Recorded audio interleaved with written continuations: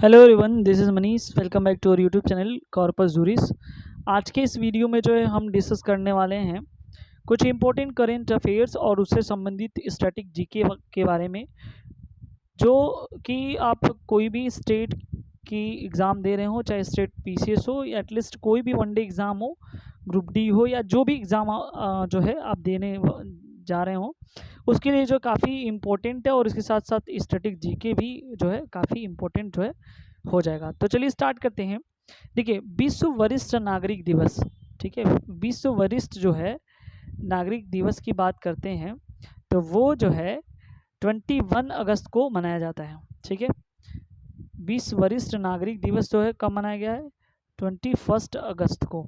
ठीक है, इसकी शुरुआत जो है अमेरिका के राष्ट्रपति थे 1988 को रोनाल्ड रीगन, ठीक है, उनके द्वारा किया गया था। अगर हम बात करें यूएन के द्वारा, यूनाइटेड नेशन के द्वारा 1990 में इसको जो है डिक्लेरेशन मिला, यानी कि घोषणा पत्र मिला। देखो, वरिष्ठ नागरिक दिवस का मेन उद्देश्य ये है कि 60 वर्ष की उम्र के जो अधिक व्यक्ति हैं, ठीक है, उनको जो है छूट देना है। यानी कि वरिष्ठ नागरिक जो है, ये कह लो कि 60 वर्ष से ऊपर के जितने भी नागरिक हैं यानी सिटीजन है, वो वरिष्ठ नागरिक की श्रेणी में आते हैं। और ऐसे लोगों को जो है कुछ छूट मिलता है, किराया भत्ते में से लेकर के रेलवे टिकट में, मेडिकल वगैरह में छूट मिलता है। ठीक है, तो हमको बेसिक पॉइंट ये देखना है कि विश्व वरिष्ठ नागरिक दिवस कब मनाया जाता है, तो वो है 21 अगस्त को। साथ ही साथ ये भी हम देख लेते हैं कि अंतर्राष्ट्रीय महिला दिवस जो है कब मनाया जाता है, वो 8 मार्च को मनाया जाता है। और राष्ट्रीय महिला दिवस जो है कब मनाया जाता है? 13 फरवरी को जो है राष्ट्रीय महिला दिवस मनाया जाता है। और राष्ट्रीय महिला दिवस जो है सरोजनी नायडू के जो जन्म दिवस है, यानी कि उनके बर्थडे पे जो है राष्ट्रीय महिला दिवस मनाया जाता है। ये काफ़ी इम्पोर्टेंट चीज़ें हैं, इसको ध्यान से समझना है। फिर से एक बार देखते हैं कि अगर पूछेगा एग्ज़ाम में अंतर्राष्ट्रीय महिला दिवस, तो अंतर्राष्ट्रीय महिला दिवस कब मनाया जाता है? 8 मार्च को। अगर पूछ ले कि राष्ट्रीय महिला दिवस, तो वो जो है 13 फरवरी, यानी कि 13 फरवरी को सरोजनी नायडू के जन्मदिन पर जो है ये मनाया जाता है राष्ट्रीय महिला दिवस। अगर हम बात कर लें भारत की पहली महिला राज्यपाल, ठीक है, वो कौन है? सरोजनी नायडू जो है भारत की पहली महिला राज्यपाल थी और कांग्रेस की पहली भारतीय महिला अध्यक्ष थी। ठीक है, फिर से एक बार देखिए, सरोजिनी नायडू के जन्मदिन पर 13 फरवरी को राष्ट्रीय महिला दिवस मनाया जाता है, जो कि यह भारत की पहली महिला राज्यपाल थी, कांग्रेस की पहली भारतीय महिला अध्यक्ष थी। और वहीं अगर बात करें कांग्रेस से रिलेटेड, तो कांग्रेस की प्रथम महिला अध्यक्ष कौन थी? एनी बेसेंट थी। लेकिन भारतीय जब महिला की बात करेगा तो हम किसको लगाएंगे? जो है सरोजिनी नायडू को। ठीक है, और कब ये बनाया गया था इनको पहली महिला अध्यक्ष? 1925 कानपुर अधिवेशन में। ठीक है, अगर हम बात करें राष्ट्रीय बालिका दिवस, देखो यहाँ पे महिला दिवस ये चल रहा है, तो यहाँ पे इससे संबंधित हम बालिका दिवस देख लेते हैं। राष्ट्रीय बालिका दिवस 24 जनवरी को मनाया जाता है। और अंतर्राष्ट्रीय बालिका दिवस अगर हम बात करें तो वो 11 अक्टूबर, यानी कि 11 अक्टूबर को जो है अंतर्राष्ट्रीय बालिका दिवस मनाया जाता है। वहीं अगर बात करें 23 जनवरी को पराक्रम दिवस, 25 जनवरी को मतदाता दिवस, ठीक है, और 26 जनवरी को आपको पता होगा गणतंत्र दिवस जो है मनाया जाता है। तो ये जो है एक लिंक है, 24 जनवरी को राष्ट्रीय बालिका दिवस ये याद कर लेना, फिर 25 को तुरंत याद कर लेना, ये बगल में मतदाता दिवस है, और 23 जनवरी को जो है ये पराक्रम दिवस है, और 26 जनवरी को जो है गणतंत्र दिवस। तो देखो 4 दिवस एक साथ अगर लिंक करके एक सेटअप बना करके लर्न करोगे तो अच्छे से याद हो जाएगा। ठीक है, अब हम देखते हैं संयुक्त राष्ट्र में भारत की स्थायी प्रतिनिधि की बात करते हैं, तो कौन बनाया गया था? टी.एस. त्रिमूर्ति के स्थान पर रुचिरा कंबोज की नियुक्ति। ठीक है, तो ये कई बार एग्जाम में पूछा गया है कि किसके स्थान पर जो है संयुक्त राष्ट्र में भारत की स्थायी प्रतिनिधि जो है कौन बनाया गया? तो वो रुचिरा कंबोज है। किसके स्थान पर? टी.एस. त्रिमूर्ति के स्थान पर। 21 अगस्त को पहली भारत की हाइड्रोजन ईंधन, ठीक है, जिसे HFC कहते हैं, उसका शुभारंभ कहाँ हो गया? पुणे में किया गया है। ठीक है, ये भी काफ़ी इंपॉर्टेंट है। अब हम समझते हैं कि हाइड्रोजन फ्यूल क्या होता है।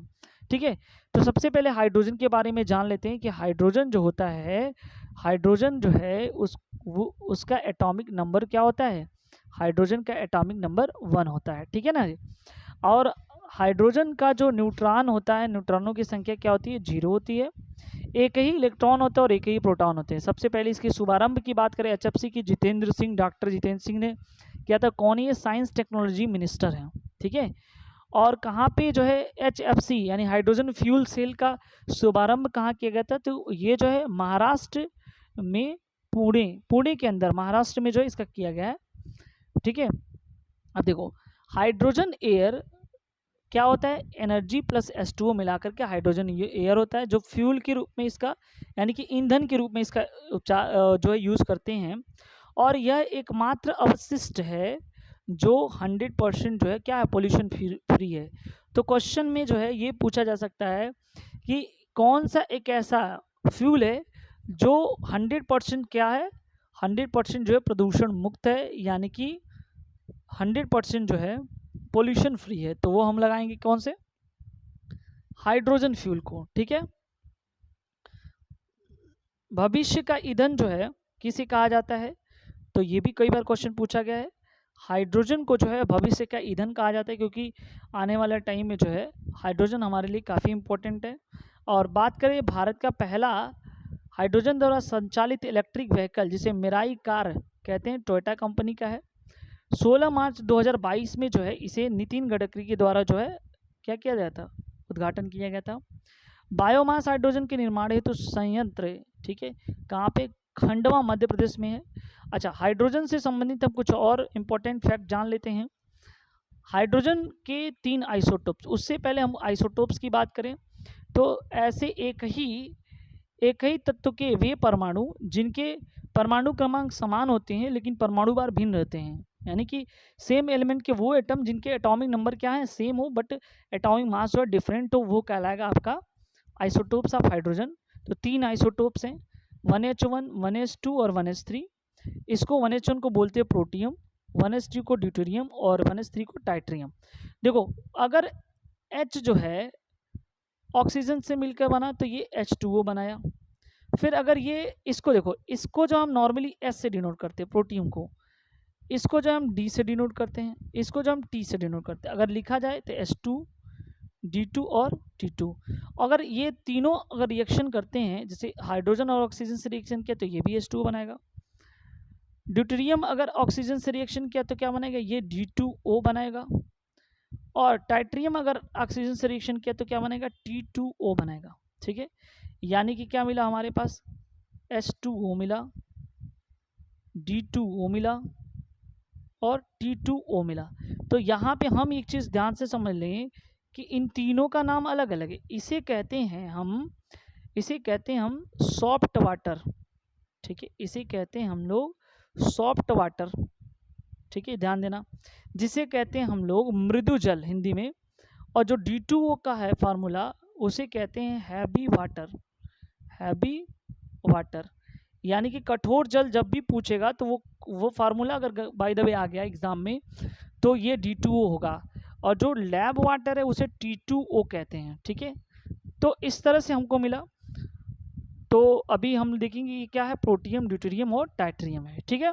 अच्छा, और भी अगर हम आइसोटोप्स देखें तो 6C12, 6C13, 6C14, देखो इसका भी एटॉमिक नंबर क्या है, सेम है। अच्छा, और भी अगर देखना चाहो तो 92U235 एक ये है, 92U238 ये भी है। तो ये सब क्या है, आइसोटोप्स हैं, ठीक है। अगर हम बात करें हाइड्रोजन की खोज किसके द्वारा किया गया है, कैवेंडिश के द्वारा जो है हाइड्रोजन की खोज किया गया है, ठीक है। तो ये सब जो है कुछ इंपॉर्टेंट चीज़ें हैं। और भारत की पहली मेडिकल सिटी जो है कहाँ पे बनाई गई है, पुणे में, ये भी हमको याद करना है, ठीक है। अब देखो यहाँ पे एक क्वेश्चन है, आर्टिमिस थर्ड, ठीक है।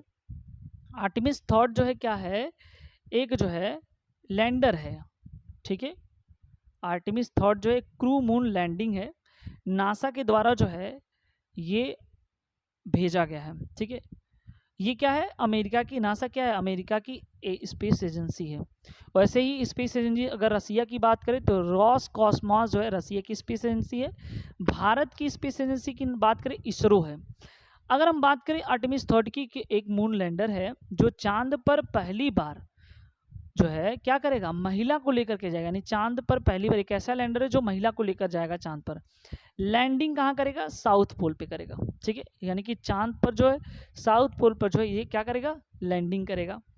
हमने देखा कि यहाँ पे जैसे नासा का स्पेस एजेंसी क्या है, सॉरी अमेरिका यानी कि यूएसए का स्पेस एजेंसी क्या है, नासा है, ठीक वैसे ही रसिया की स्पेस एजेंसी क्या है, रॉसकॉस्मॉस है। भारत का स्पेस एजेंसी क्या है, इसरो है, ठीक है। इसकी अगर बात करें इस इसरो की, तो स्थापना जो है 15 अगस्त 1969 को हुआ था। कहाँ, ये बेंगलुरु में। इसके चेयरमैन कौन है, सोमनाथ हैं। तो ये इंपॉर्टेंट, कई बार जो है एग्ज़ाम में अभी हाल ही में जो देखो ग्रुप डी का एग्ज़ाम चल रहा है और भी तमाम एग्ज़ाम हैं जिसमें जो है ये पूछा गया है कि चेयरमैन कौन है, तो ये याद रखना सोमनाथ इसके चेयरमैन है। बेंगलुरु में ये है इसरो, और स्थापना दिवस इसका है 15 अगस्त 1969 को, ठीक है। PSLV C-52 14 फरवरी, EOS 04 से PSLV 52 को प्रक्षेपित किया गया था, ठीक है। उसके बाद अगर बात करें PSLV C-53 सिंगापुर से, CSAT 24 एरियन एस के द्वारा प्रक्षेपित किया गया। ये कम्युनिकेशन सैटेलाइट है, फ्रेंच गुआना कोरून से ये भेजा गया है, टाटा इसके कंपनी के द्वारा जो है ये है, ठीक है। इन स्पेस सेंटर इसरो के द्वारा जो है स्थापित अहमदाबाद गुजरात में, यानी कि इन स्पेस सेंटर पूछा गया कहाँ पे स्थापित है, तो ये जो है हैदराबाद के गुजरात में हैदराबाद में है। और कहाँ पे है ये, इसरो के द्वारा जो ये है। SSLV इसरो द्वारा एक छोटा व्हीकल है। और EOS 02 इसे आज़ादी सेट प्रेक्षण हुआ था, यानी कि ये EOS 2 जो है, ठीक है। SSLV क्या है, इसरो द्वारा सबसे छोटा व्हीकल है, और इसका जो प्रक्षेपण है वो EOS 02 के द्वारा जो है प्रक्षेपित किया गया था, ठीक है। अब हम देखते हैं यहाँ पे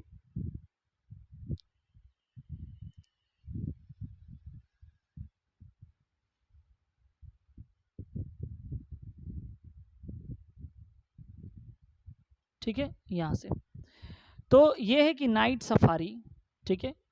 नाइट सफारी जो है उत्तर प्रदेश सरकार नाइट सफारी को मंजूरी दी, ठीक है। ये क्या है, तो ये सबसे पहले अगर बात करें तो ये जो है लखनऊ यूपी में जो है ये नाइट सफारी बनेगा। कुकरेल वन क्षेत्र, ठीक है। नाइट सफारी का मतलब ये है, सीधी सीधी बात है कि इसमें जो है क्या है कि ये जो है सफ़र कराएगा, ठीक है।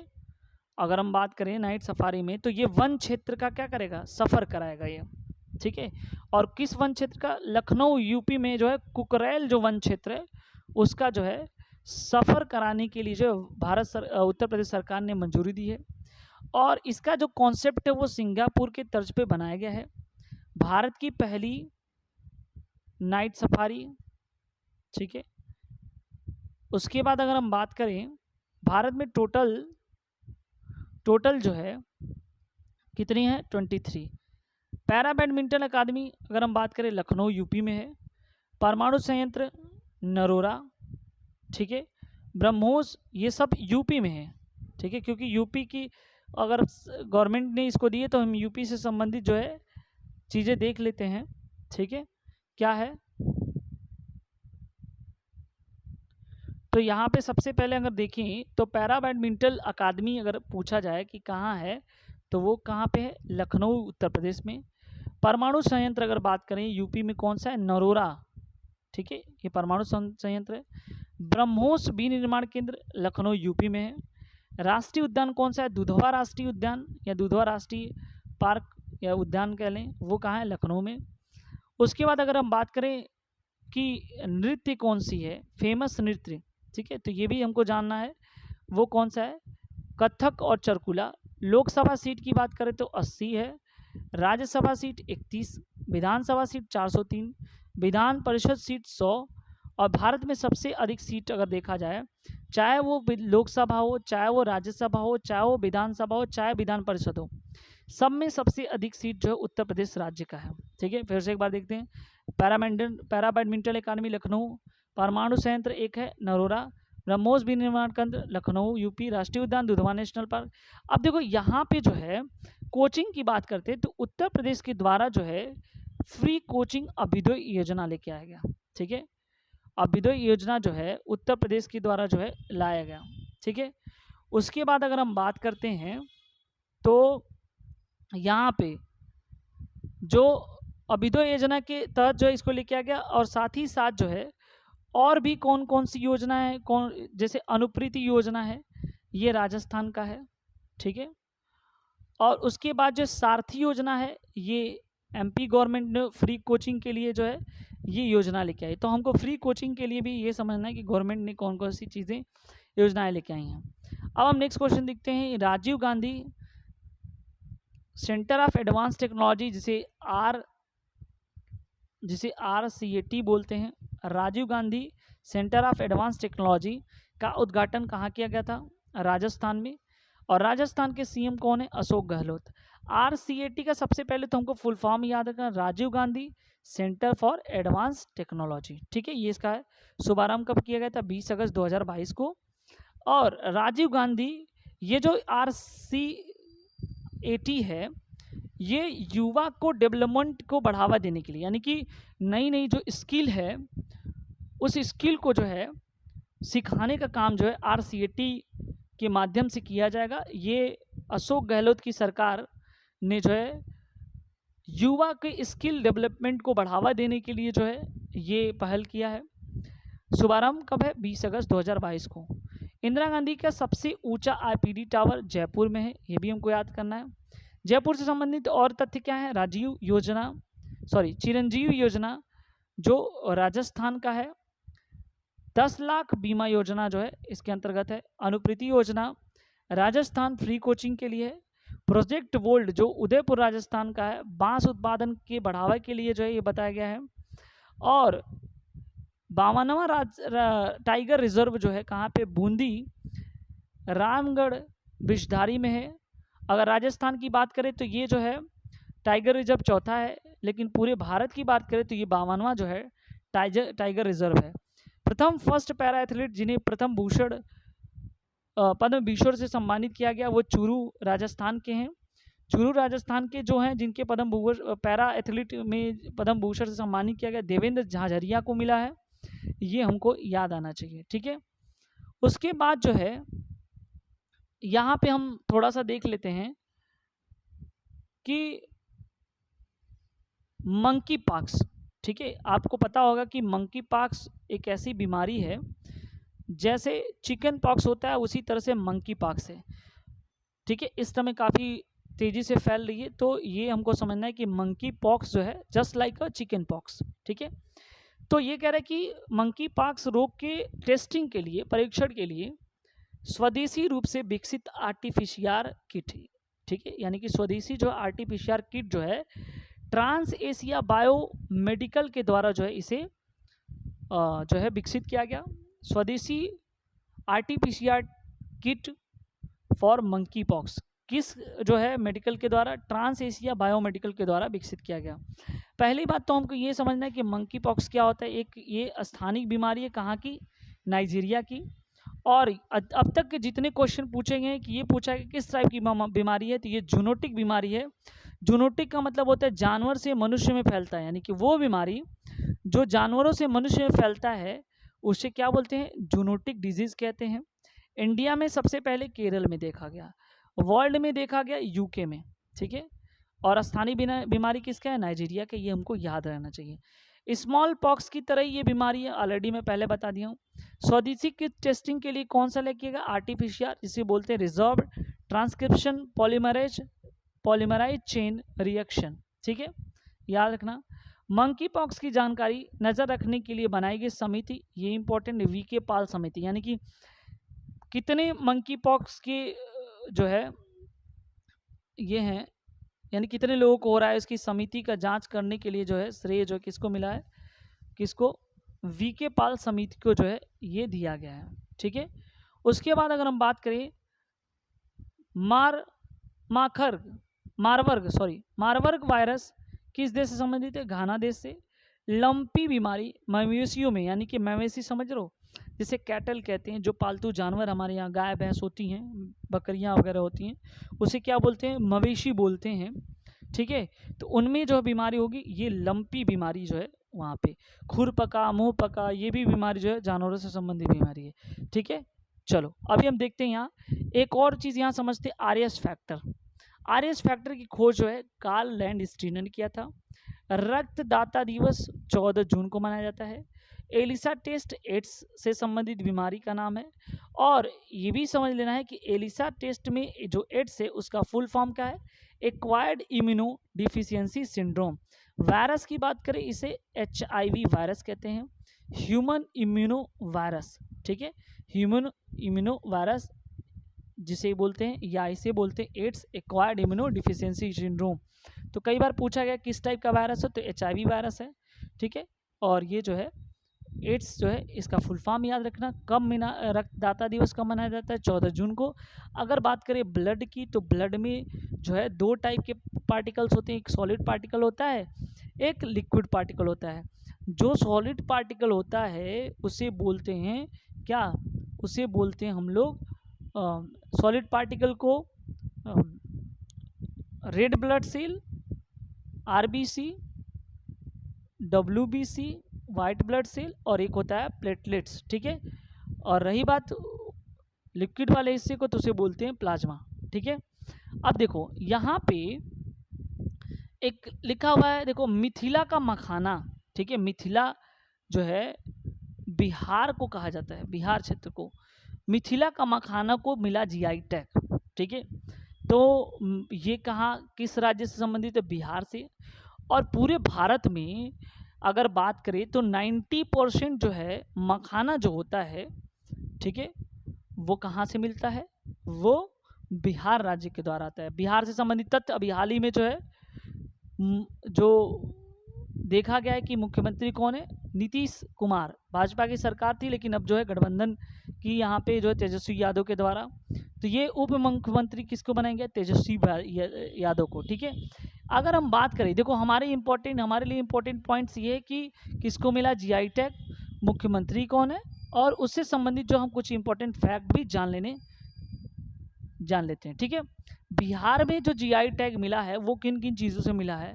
तो सबसे पहले कतरनी चावल है, बिहार में उसको GI टैग मिला। मगही पान को GI टैग मिला। शाही लीची को GI टैग मिला। जर्दालू आम जो भागलपुर का, उसको GI टैग मिला। मधुबनी पेंटिंग GI टैग मिला है। ठीक है, GI टैग का मतलब होता है जियोग्राफिकल इंडिकेटर। GI टैग का मतलब होता है जियोग्राफिकल इंडिकेटर, मतलब एक विशेष क्षेत्र यानी भौगोलिक क्षेत्र में कोई प्रोडक्ट है तो वो उस क्षेत्र का ही हो जाए। जैसे हम लोग क्या करते हैं, अगर कोई चीज़ बनाते हैं या कोई चीज़ लिखते हैं, कोई स्टोरी लिख दी है उसका, तो उसको हम क्या करते हैं, उसको जो है कॉपीराइट जो करा लेते हैं ना, कि कोई जो है उसको चुरा ना ले, कोई उसको कॉपी ना कर ले। तो उसके लिए क्या करते हैं हम लोग, उसके लिए जो है अपना एक कॉपीराइट ले लेते हैं। ठीक उसी तरह से एक जियोग्राफिकल इंडिकेटर है, यानी उसको ये कह लो कि पेटेंट करवा लेते हैं, उसको अपने नाम करा लेते हैं कि ये जो है इसका है। जैसे अगर मान लो नाइकी का सिंबल ये है, तो ये नहीं कि कोई नाइकी का सिंबल कोई और लगा लेगा। ठीक है, या किसी चीज़ का सिंबल कुछ और है तो वो कोई और नहीं, क्योंकि उसका खुद का वो पेटेंट है। और कोई अगर ऐसा करेगा, कॉपी करेगा, तो उस पर लगेगा कॉपीराइट, उसके लिए मिलेगी उसको पनिशमेंट। तो ऐसे ही तुम्हारा GI टैग, जियोग्राफिकल इंडिकेटर का मतलब किसी विशेष भौगोलिक क्षेत्र में अगर कोई चीज़ उत्पन्न हो रही है, कोई प्रोडक्ट ही है, और उस क्षेत्र में उसका एक अलग ही पहचान है, तो उसको हम कहेंगे GI टैग। ठीक है, GI टैग की बात करते हैं 1999 में। 1999 का अधिनियम है, लागू कब हुआ था? 2003 से लागू हुआ, 10 वर्षों तक ये लागू रहता है। पहला GI टैग जो है कब मिला और किसे मिला, ये भी याद रखना है। तो फर्स्ट GI टैग जो है दार्जिलिंग की चाय, जो पश्चिम बंगाल की, वेस्ट बंगाल की, 2004 में मिला था। केसर का GI टैग कश्मीर को मिला है, सबसे ज़्यादा वहाँ पे होता है। काला चावल चखाओ, जिसे मणिपुर का काफ़ी क्वेश्चन पूछा है। कंधमाल की हल्दी उड़ीसा। रसगुल्ला उड़ीसा को मिला है। ग्रीनफील्ड, ठीक है, ग्रीनफील्ड एथेनॉल संयंत्र पूर्णिया बिहार। वाल्मीकि नेशनल पार्क बिहार में है। टेराकोटा गोरखपुर यूपी में, शाही लीची बिहार का है। ठीक है। Silk mark expo 2022 new Delhi में आयोजन 2004 में स्टार्ट। रेशम के लिए ये क्या है, प्रसिद्ध होलोग्राम है जो क्या करेगा उसको, ये जो है बताएगा कि सिल्क मार्क एक्सपो 2022 को, ठीक है, आयोजन न्यू दिल्ली में। डेक्स एक्सपो 2022 प्रदर्शनी है एक तरह का, गांधीनगर गुजरात में होगा। ठीक है। उसके बाद इसरो में virtual space music spark launch किया गया। अब देखो यहाँ पे हरियाली महोत्सव कहाँ से संबंधित, दिल्ली से। उबेर कप साउथ कोरिया ने जीता, थॉमस कप विजेता कौन है, इंडिया है। ये दो इंपॉर्टेंट है, उबेर कप कौन जीता और ये। उल्ची फ्रीडम शील्ड ट्रेनिंग के लिए देने जाने वाला exercise America plus South Korea दोनों मिला करके उसे Ulchi freedom shield. Pitch world league 2022 exercise Australia के द्वारा किया जाएगा। टोक्यो ओलंपिक पदक तालिका में शीर्ष स्थान यूएसए का है, इंडिया का 48वां रैंक है। और देखो 48वां रैंक है, उसमें गोल्ड कितना मिला, 1 गोल्ड मिला है। सिल्वर कितना मिला, 2। और ब्रॉन्ज कितना मिला, 4। दक्षिण कोरिया की नए राष्ट्रपति युंग सुंग योल है, ये भी हमको समझना है, राजधानी सियोल है। विदेश मंत्री एस जयशंकर ने महात्मा गांधी की जो है एक प्रतिमा का अनावरण किया है। कहाँ पे किया है, तो इस समय विदेश के जो मंत्री हैं वो पराग्वे की यात्रा पे हैं। और ये कहाँ है, पराग्वे साउथ अमेरिका में। लैंडलॉक कंट्री पराग्वे और यूरुग्वे हैं। वहाँ पे जो है महात्मा गांधी की प्रतिमा का अनावरण जो है जयशंकर प्रसाद ने किया। सबसे बड़ा लैंडलॉक कंट्री कजाकिस्तान है। एंडीज पर्वतमाला, अब साउथ अमेरिका की बात करते देख लेते, सबसे बड़ी सबसे ऊंची चोटी, ठीक है, कौन है, माउंट एकागुआ। पंपास घाट का मैदान कहाँ, अर्जेंटीना। पेंटागोनियल मरुस्थल अर्जेंटीना सबसे ठंडा मरुस्थल है। लानोस घास का मैदान वेनेजुला। एंजल सबसे ऊंचा वाटरफॉल वहाँ पे। टीटीकाका झील पेरू वेल्विया में पाया जाता है। आटाकामा मरुस्थल शुष्कतम मरुस्थल है, पेरू और चिली के सीमा पर है। मेट्रो स्टेशन महात्मा गांधी को समर्पित कहाँ पे, मॉरिशस में। ये इंपॉर्टेंट क्वेश्चन है। मर्कासुर का संगठन साउथ अमेरिका का है। ठीक है, ये भी याद करना है। ठीक है, इस तरह से हमने जो है करेंट अफेयर्स के कुछ इंपॉर्टेंट पॉइंट्स को देख लिए हैं जो काफ़ी इंपॉर्टेंट थे। आई होप ये चीज़ें समझ में आया। ऐसे ही आने वाले नेक्स्ट वीडियो में और भी हम जो है GK static GK with current affairs को लेकर आएंगे। आई होप ये वीडियोस आपको अच्छा लगा। जिस तरह से आपको अगर अच्छा लगा हो तो कमेंट सेक्शन में कमेंट करके ज़रूर बताएं। और अगर आपको लगता है कि इस वीडियो से कुछ फ़ायदा है तो आप जो है इस वीडियो को लाइक करना ना भूलें और अपने दोस्तों को शेयर करना बिल्कुल ना भूलें। Thank you so much.